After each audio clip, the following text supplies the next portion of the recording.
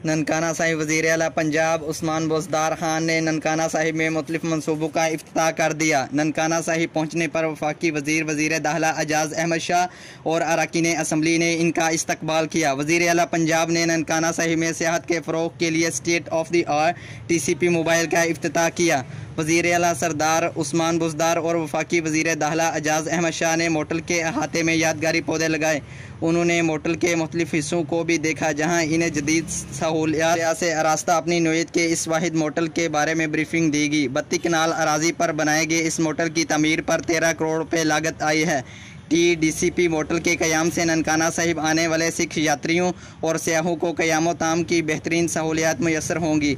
वज़ीर आला ने बाबा गुरु नानक यूनिवर्सिटी का भी संग बुनियाद रखा। इब्तदाई तौर पर 10 एकड़ राजी यूनिवर्सिटी की तमीर पर 6 अरब रुपये लागत आएगी। वज़ीर आला ने कहा है कि बाबा गुरु नानक यूनिवर्सिटी वज़ीर आज़म इमरान खान के वादों की तकमील की जानिब एक और कदम है। उन्होंने कहा कि बाबा गुरु नानक यूनिवर्सिटी के क़याम से ननकाना साहिब और गिरदो नवा के लाखों तलबा मुस्तफ़ीज़ होंगे।